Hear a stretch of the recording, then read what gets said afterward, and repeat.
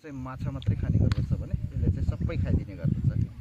कुनै बेला तपाईँको माछाहरू मार्न जान्छन् मान्छेहरू होइन, अनि एनिमल्सहरू पनि क्रसिङ गरेर हुन्छन्, पानी खानलाई जाने गर्छन्। त्यस्तो अवस्थामा समायो भने मृगहरू बँदेलहरू पनि खाइदिने गर्दछ मगर होइन। यो ढुङ्गामा विशेष गरी चाहिँ तपाईँको जनावरहरूभन्दा पनि चराचुरुङ्गी र गुईहरू देख्नलाई अनि आफ्नो माइन्ड फ्रेस गराउनलाई चाहिँ मान्छेहरू ढुङ्गा खेल्ने गर्दछन् है। अनि यो नदीको नाम चाहिँ बुढी राप्ती भनेर भनिन्छ। हजुर, 2 महिना लगभग 2-2.5 महिना भयो आउँदाखेरि ठुलो गेट देख्नुभयो। त्यहाँनिर यस्तै मगर गइले मान्छे अगाडिपट्टि यही नदी हो। अनि दायाँ साइडमा हेर्नु होला है, मयूर पनि छ कलरफुल हो।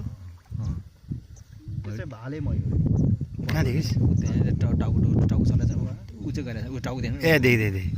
मयूरमा चाहिँ तपाईँको कलर धेरै हुन्छ है, ब्लू कलर घाँटीमा धेरै हुन्छ।